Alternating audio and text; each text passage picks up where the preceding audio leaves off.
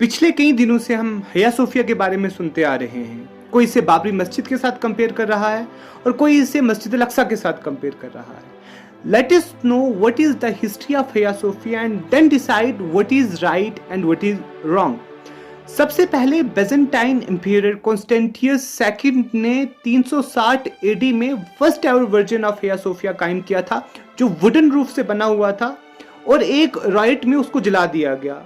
फिर Theodosius second ने 415 AD में एक new version of Hagia Sophia initiate किया विद ग्रेट मार्बल स्ट्रक्चर, मगर 532 के निका रिवोल्ट में it was again razed down.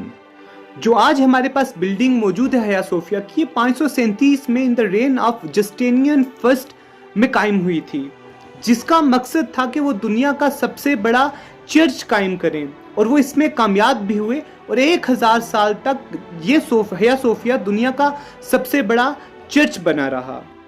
फिर 1453 में जब सुल्तान मोहम्मद सेकंड ने कॉन्स्टेंटिनोपल या इस्तांबुल को जब कंक्वर किया तो उन्होंने इस हया सोफिया को मस्जिद डिक्लेयर कर दिया। फिर उन्होंने इस्लामिक फीचर्स ऐड किए, मिंबर्स बनाए, महराब बनाए, जो कंप्लीट स्ट्रक्चर आज हमें देखने को मिलता है ये सुल्तान मोहम्मद सेकंड ने ही कायम किया। अब इस बात पे डिबेट हो सकती है। बाज़ लोगों का कहना है कि उन्होंने जो ये पूरे का पूरा हया सोफिया था ये उन्होंने अपने पर्सनल पैसों से खरीदा था और फिर इसे मस्जिद में कन्वर्ट किया, और बाज़ का कहना है कि उन्होंने गन पॉइंट पे खरीदा था और कुछ का कहना है कि ऐसी कोई बात नहीं हुई थी। तो it can be debated weather he was right और रॉन्ग।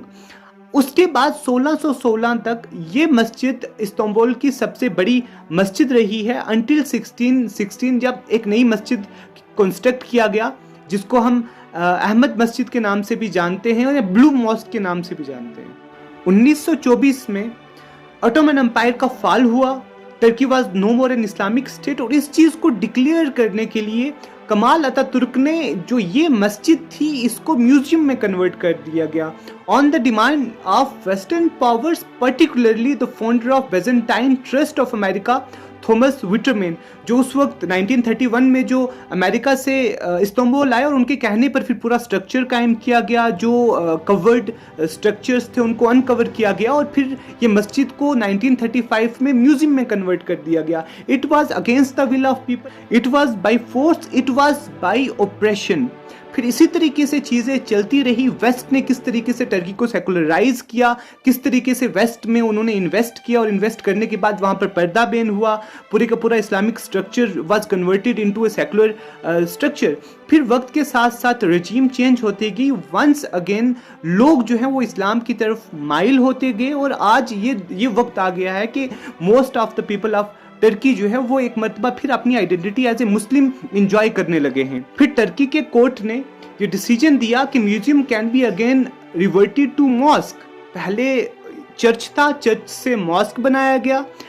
जब मॉस्क बनाया गया वो पॉइंट डिबेटेबल है। फिर उसके बाद 5 सेंचुरीज तक it remained as a mosque, वहाँ पर नमाज पढ़ी जाती रही। फिर उसके बाद just to impose secularism on the people of Turkey उसको डिक्लेयर किया गया म्यूजियम। फिर उसके बाद it was named one of the UNESCO World Heritage sites. और आज जब मुस्लिम्स फिर से इंजॉय कर रहे हैं identity of being Muslims, it is a sign that Turkey is no more going to subscribe the imposed secularism by west. आप इस बात पे भी फोकस करें कि पैलेस्टाइन के पूरे को एक ज्यूज स्टेट बना दिया गया, उस पर कोई बात नहीं कर रहा है। पिछले कई सालों से मस्जिद अल अक्सा में मुस्लिम्स को नमाज पढ़ने की परमिशन नहीं है जिस तरीके से होनी चाहिए, उस पर कोई बात नहीं कर रहा है। स्पेन में thousands of mosque were converted into church and other religious places they were deconstructed, they were devastated, उस पर कोई बात नहीं कर रहा है। Including the mosque of Cordoba जो एक वक्त में दुनिया की सबसे बड़ी मस्जिद रही, उस पर कोई बात नहीं कर रहा है।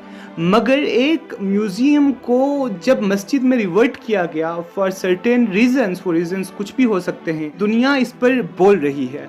आप प्लीज़ इन पॉइंट्स के बारे में सोचें और फिर डिसाइड करें कि क्या सही है और क्या गलत। Thank you so much.